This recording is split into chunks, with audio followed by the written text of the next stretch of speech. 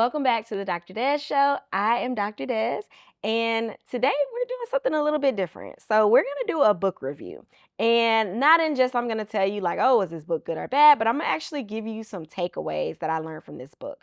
All right. So in the CEO Circle, and if you haven't heard of the CEO Circle, this is literally a membership community for public health entrepreneurs, where we do everything from workshops and trainings on operations and how to run your operations of your business, how to manage your finances. We have a CPA come in, how to do marketing for your business. We have mastermind sessions with me where we talk about so many different things, from building out and planning your 2026.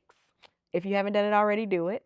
And also just kind of like, how do you do client acquisition strategies? Like, what are different things that you can do? Everything to help build your business. You're in a community of professionals. Now, it does only open once a year. So the next time that it opens is actually in January. So y'all get ready. But we also have a book club within the CEO Circle. The first book that we read in the book club was Rewrite Your Rules by Morgan DeBond. And if you have not heard of Morgan DeBond, then she is the creator of AfroTech. Okay? She is the founder, CEO of Blavity, and she created AfroTech. So she is amazing. And she wrote a book this past year. And of course, I actually went to one of her book signings, so I was excited because I love her podcast. But her book was the first book that we decided to read together in the CEO Circle, Rewrite Your Rules. And guys, when I tell you this book changed so many things, and we're going to dive into what it changed for me, what are some of the different strategies that she mentioned in there, and hopefully you go out and you get this book. But before we really dive in, make sure that you like and subscribe to this podcast. Make sure that you share this podcast with a friend. If you find it helpful on your career journey, on your entrepreneurial journey, share it with a friend, okay? So let's dive in. Now, the first thing that Morgan talked about, and y'all, I got my laptop here because I don't want to miss nothing. I took some really good notes from this book. And this is one of those books that you got to get the highlighter out. You got to definitely make sure that you are in it and you are actually implementing the things that she is saying. All right. It's one of those books where you got to take action on. Okay. So, number one, she talked about your purpose principle. Literally, why do you do this? What is the reason that you are building this business? That you are even doing the things that are taking so much of your time, right? She challenged us to create a purpose principle that we can kind of live by as we're going through these things, right? And of course, your purpose principle can change over time. But my purpose principle was, I do this because I believe public health professionals deserve thriving careers and businesses. I want to build pathways that create wealth, freedom, and impact for our community, because I didn't see that a lot and I didn't have that, right? So that's my purpose principle for why I even have this podcast, why I created a public health club, why I have the CEO Circle. That is my purpose principle. And reading this chapter really reminded me that not everything that I'm doing a lot of times has aligned with that purpose. So I get now, because I've grown, because I've done so many things, I get so many opportunities that come at me. I get people asking me to speak at conferences, asking me to come on podcast episodes, and not everything aligns with my purpose principle. So I always have to think about, does this align with my purpose principle? And then if it doesn't, I say no. And I say thanks, but I can't do this right now because, number one, my time is crazy, y'all. Y'all know I have a 3-year-old. I got a husband. I got these businesses. I got all these things going on. So I cannot say yes to everything. Otherwise, that means I'm saying no to my family. I'm saying no to being at Riley School when they have their little parade in the mornings. And I'm saying no to some other things that happen with my family. And I can't do that. So I have to prioritize my time. And a big way that I've been able to do that this year is definitely by thinking about, what's my purpose principle and does this align? Does this help with public health club growth, or even thinking about not only a business purpose principle, but a personal purpose principle too, right? So does this align? And that's kind of how I kind of determine, is this something that I should be doing, or is this something that I should probably say no, or maybe I'll say not right now. One of the things with being on social media, I get asked to do a lot of brand deals, a lot. 90% of them do not align with anything that I got going on, right? A lot of like I've even gotten people, and you can tell like sometimes they have like, the bots kind of reaching out and stuff like that. They utilize other people, but even some organizations like they see public health, and a lot of people, since they don't know what public health is, they automatically think healthcare, right? They may think health systems even. So I get people in my DMs or in my emails, and they're saying like, "Oh, we have this amazing tool for healthcare providers that they could put into their practices." What they got to do with me? Right? So that automatically that doesn't align. That's like a bold, like glaring kind of example. But I get some that may look like they may align, but at the end of the day, like I have to think about too, like, does this align with my purpose principle, and does this really push me forward? So one of the things that I do with my purpose principle is like I have a whiteboard in my office. Write it on my whiteboard so I can make sure that it doesn't align. Also, thinking about my systems. It's in my systems and how I approve things to say, okay, I'm going to do this or I'm not going to do this, right? Those are things that you have to think about. And I love that this book really put the emphasis on rewriting your rules to really define what your purpose principle is and really ensure that whatever you're doing lines up with that. Because when you operate outside of your purpose principle, that is one of the fastest ways to burn out that I found because I've done it before, right?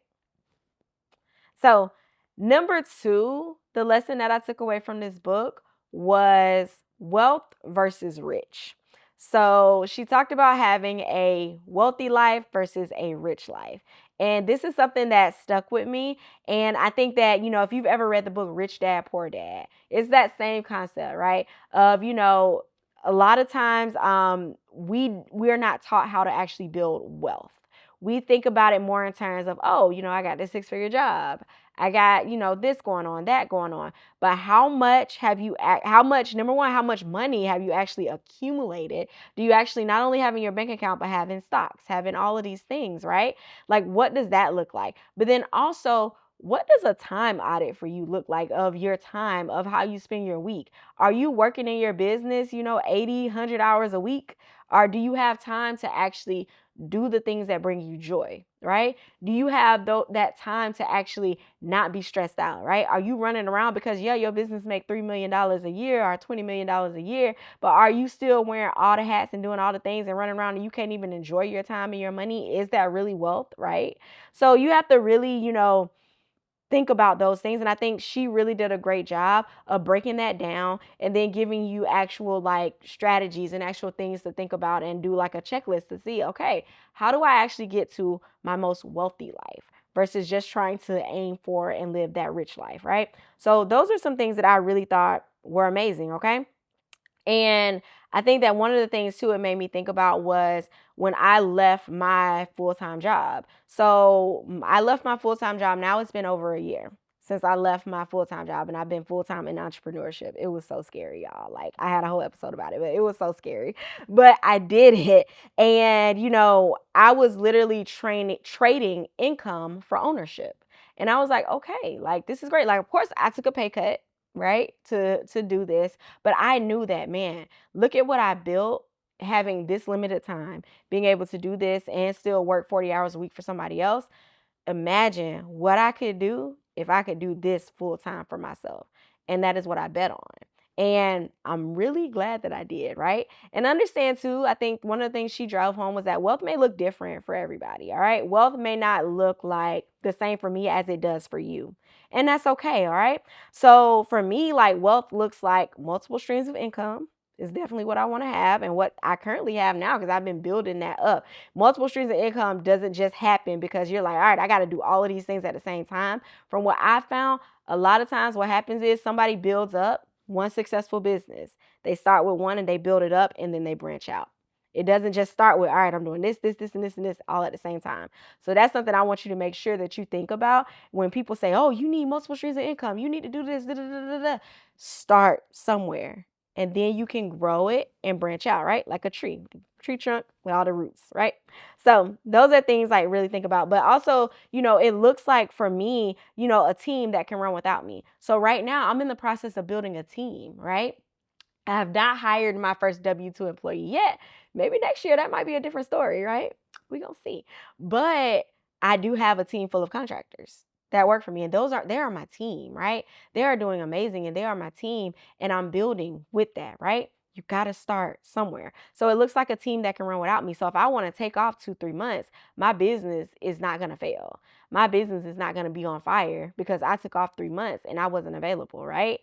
That is what that looks like for me. Having a wealthy life looks like for me. That also time to make sure I take my daughter to school in the morning.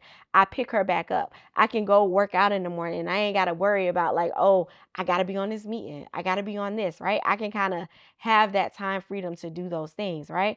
And then ability to take time off, like I said earlier, without the whole system crashing. So those are some things as I was reading this book, how I made sure I said, okay, this is how I define a wealthy life.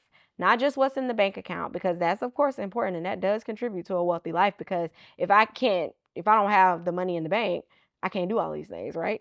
I can't have a team. I can't do these things. So you got to think about logically what that looks like. But also, what are those other things in your life that define wealth? I love how Morgan really broke that down. That was amazing. And in our CEO book club, that was one of the things. Every week in the club, as we're reading a new book, I give a discussion. Like we have a whole reading guide and we have a discussion post every week about that book. And people are commenting on it. And I think a lot of those same revelations that were made to me were made to them too. And then at the end of the book, we also have like a culminating live book club session where we kind of talk about some key takeaways and we talk about strategies and actually taking action on these things. That's one of the things, like if we're reading those books, like we're reading these business books, we're taking action on these things, all right? Wealth is having options, especially for me. It's having the option to do all those things. But that was amazing. Lesson number 3, one of the big takeaways was knowing your data. Okay. Now, she said something that we know in public health to be true, but a lot of times when it comes to our own businesses, we're not thinking about it. But you can't build what you don't measure. Okay. If you are not saying, how do I measure this? Whether you're measuring it in terms of money, financially, or you are measuring it in terms of like, okay, how many people like did join the public health club this past month, this past year? What are your numbers? Do you know your numbers?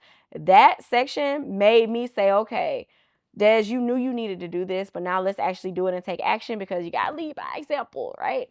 So I was like, all right. So I developed out an entire KPI dashboards for the Public Health Club for my consulting business as well. So now I have things that I'm tracking every other week. I have numbers that I'm tracking, and they have been so helpful, y'all.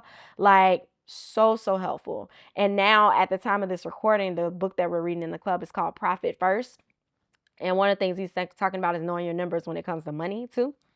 Y'all, listen, game changer when you actually know your numbers and you actually can see where your money is going, what's happening time over time, and then you can adjust as necessary. So many people wait to the end of the year and they say, all right, let's look back and see how much growth we had. And then you're looking at this big number or this big picture when you could have looked at 2 months, a data accumulation of 2 months, and then pivoted your strategy based on that for 2 months because you've seen it trending down. Versus at the end of the year, now it's done trended all the way down, and now what are you doing, right? And I think one of the big things too was knowing my numbers, was that realizing that I have all of the numbers in my head. I see all of the data every day. So in my head, I know where I'm at. But now because I have a team, that stuff got to be communicated. That stuff got to be written down, because they're not looking at the numbers like I am. They don't know how many people joined the club last week versus the week before versus the month before. In my head, I could tell you an average of what that looks like. But on paper, my team needs to see that, because they don't own the business, right? They're not thinking about it and breathing it like I am, right? So I think that was a chapter that I was like, all right, Des, you really need to like get specific on what these KPIs are. And if you don't know what a KPI is, it's a key performance indicator. Basically, like I said, how many people join the club? That's a KPI. Like within this time frame, that's the KPI that you want to measure. And I can track that. That is trackable. I can track that over time. Right? I could probably see like where they came from. Did they come from Instagram? Did they come from my email list? Like, where did they come from? So I can look at all those things. And then that also can tell me, all right, what strategies do I need to double down on? Okay. Like, are there things where this is where most people are coming from? So, okay, maybe I need to double down on that one. Do less of this, more of this. Are they coming from LinkedIn more? Or are they coming from Instagram more? But that's something that chapter really made me really think about. And a lot of times, you may have ideas and strategies and things that you love and that it's like, oh, this is going to be so great. And you're doing it and you're thinking it's great, but the numbers tell you otherwise. So know your data, know the numbers, own it, be able to have some type of process of where you're going back and forth, whether it's every week, every other week, and you are updating it. Set aside your CEO time to do that, okay? That was an amazing takeaway, and it's something that as public health professionals, we know we need to know the data. You know you need to know the data. You know, my friend. But that reinforcement of that book and then the just the collaboration and the accountability that the CEO circle gives you, it really helped us to say, all right, we got to implement this, okay? Lesson 4, build your team like a CEO, all right? Now, you may be just starting out, so it's just you. And that's fine. You are the team, my friend. Listen, I was a team for a long time by myself doing this stuff, right? But now, like, as the business grew, as the business gained more traction, like, I had to really think strategically, okay? She had made a comment that said, she felt like the glue holding her business together. And for me, I feel like that. I ain't gonna lie. Like, I still feel like that. But now after reading this book, I am saying like, okay, how do I implement processes in place to make sure I am not always the glue holding things together? Because again, going back to what my wealthy life looks like, I want to be able to take off a few months if I need to. Oh no, I just want to, honestly. I just want to do it and not have to worry about the business falling apart. So I think that was one of the things I was like, all right, I need to start creating SOPs, standard operating procedures for everything that I do. So in case I'm gone, somebody could pick this up. So one of the things that in the Public Health Club, we actually had a session on operations. And once the doors open, all of these workshops that I'm talking about that we did before, like the replays are there, and we have new ones every quarter. So we have new ones every quarter, but the replays for the old ones are there. So in one of the ones, we had Chelsea talk about standard operating procedures. And she recommended, so if you've never heard of Loom, Loom is a screen recording software. So because a lot of stuff that we are doing is on the computer, most of it is on the computer, you can screen record and just kind of talk through what you're doing. And it turns it into a SOP for you. So now she recommended one called Komodo Dex, and that's one I use because it's a little cheaper than Loom. Trying to be a little budget savvy. But Komodo Dex is the one that I'm using, and I can add my team members to it. Everybody can do it, and go from there. But doing that has been a game changer because not too long ago I hired a virtual assistant. And I can just send her the link to the SOPs for things. And it's not much back and forth that we got to do to get things done. I love it. I love it. And I'm like, hey, this is how you build sustainability within your business. And also thinking about too, one of the things that we don't think about a lot of times is like, what are we going to do with this business when we don't want to do the business no more? When we just tired and over it? I'm thinking, like, listen, I may say I want to sell my business, right? I want to, after about 10, 20 years, I might want to sell it. How do you make sure your business is profitable enough to sell? How do you make sure that it's ready to sell? One of the things that I learned is that you definitely have to have standard operating procedures in place if you do want to have a business that you can sell. But you also got to know your numbers, know the data, because ain't nobody going to sell a business and that nobody don't know the numbers for it. What's the profitability like, right? All of those things that you got to think about.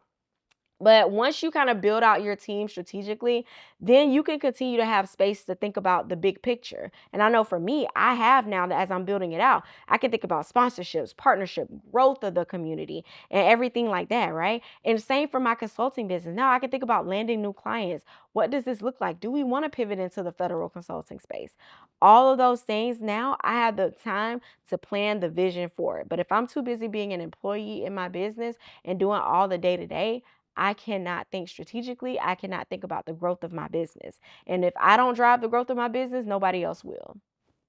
So those are things that you got to think about. And I love, love, love that. So lesson number 5 that she gave was step change goals, right? So I really, really like that, right? And she really talked about how, okay, we think a lot of times about these small goals, but she challenged us to think about these really big goals that we can accomplish, right? So if I'm thinking like, I want to make $1 million next year, like, nah, I need to be thinking about, I want to make 5 million next year, or like 10 million next year. Like, and I'm like, that's like crazy to me. But I need to be thinking about that, right? Like, what are those goals that feel kind of scary, and really think about how to go for there? Because honestly, like, I don't think it was in Morgan's book. It might have been in her book, but it was something else that I had seen. Maybe it was a podcast. I listened to a ton of those. But they were saying that, like, number one, if your goals don't scare you, then they're not big enough. And number two, like, if you are meeting all your goals every year, then that means your goals weren't big enough. Like, there should be room to say you're not meeting some of your goals. That's how you know, like, hey, you may have met like 90% of it or 80% of it or whatever, and that's great. So now you have room to keep going and everything. But if you're meeting all of your goals, then they just weren't big enough. And I'm like, okay. Sometimes I've been exceeding my goals, so my goals definitely were not big enough at all. So listen, your girl is thinking big. All right, we are thinking bigger, and that allows you to think about bigger strategies, to think about bigger things. And listen, if it doesn't work out, hey, it just doesn't work out. But I guarantee you, like, the moment you start thinking more about like those step change goals, like, it changes things. And that's what we've started thinking about as CEOs in the CEO circle and within the Public Health Club. And then lesson 6 was about work-life integration. All right. So basically, something that I say all the time was that work-life balance is a myth. It's a myth because I tried to have it, and there's no way to have that. You can't have work-life balance, because one of the things that I realized is that things happen in seasons. And I have some seasons in my business where I'm very busy. But I had to remember, and I had to say, nah, Des, you need to shut that off at a certain point. You cannot be 100% in this business all the time, 24/7, 365 days a year. You cannot, because other things fail. Like, and there are other things in life. There's my marriage, there is raising a child, there is my family. There are so many other things that need my attention. And some things may need my attention a little bit more than my job does. And, it fluctuates. So now I do think about work-life integration, and more so like, how can I integrate my work life like together, versus saying like, okay, I'm trying to really balance it, right? So in like my seasons, like during like when I launched the Subcontract into Six Figures course, that's a busy season for me. That is busy. Like, I already know that's busy. So I have to think about, all right, Des, do you want 2 busy seasons a year? Because it's not just telling everybody, hey, doors are open, come join. It's a whole strategy and process. And if you watch my digital course workshop, then you know the strategy and process that goes into it. Or if you watch any of my digital course like podcast episodes that we've done, or like that digital course workshop that's available right now if you want to get into it. But you'll know there's a ton that goes behind the scenes of that. A ton, to actually make sure that it's going to be profitable, and going to make sure that it's going to be worth it for you to even continue to do, right? Because it's a lot. Okay. So you have to really think about those seasons. All right. And yeah, you have to think about that. And then I'm going to go into like the last lesson, and there were so many lessons, y'all, but I tried to pick out the ones that I was like, all right, these are really, really good. All of them are really, really good, but I tried to pick out those ones, right? And the last thing that I got was the fear of success, right? I feel like it hit me because I felt like a lot of people were scared of actually being successful. And it may not be something we say out loud. It may not be something you even realize. But a lot of times it's like, okay, what if I do put myself out there? What if I put myself out there and then I land a client? Then I actually got to deliver. Then I actually got to do this. And what if they don't like my work? What if my work like doesn't do, like, what if I don't do great? And what if I'm not good enough to do this stuff? Those doubts creep in so many times. I be having so many doubts, y'all. Like, I'm not gonna lie to y'all. Like, so many things. Like, when I'm doing the Public Health Club, even though I've been doing this for a couple years, people have landed jobs, people have landed contracts. Still in my head, I'd be like, sometimes I'm like, who am I to be doing this? Who am I to, be teaching you all these strategies and do this, right? I don't have $1 million business, but, I have a multi-6-figure business, right? But even in my head, I'm just like, I don't have a, $1 million business yet. So maybe somebody else should be doing it. But no, I'm actually really good at helping people make money and helping people do these things and implement strategies and advance their career. I'm really good at it, and I have a track record to show that. So I have to always remember, and for me, go back to the data, Des. Go back to the data. And not only the quantitative data, but let's go back to that qualitative data. Let's go back to those testimonials that you've gotten to show that people like are really loving what you're doing and it's actually helping people, right? Go back to the things that you've done on your job, right? If you've been praised for something, if you've done something you know it was amazing, you have it, right? But I think so many people have that fear of actually being successful in things, right? Because you have to get to a new stage, you have to learn new things, and you're doing all of these different and new things. So I thought that was really, really interesting. Then the last kind of thing was that, and I said, like I said, that was gonna be the last thing, but it just made trigger something else, which is this is really the last thing, y'all, was that it's okay to rewrite your rules multiple times.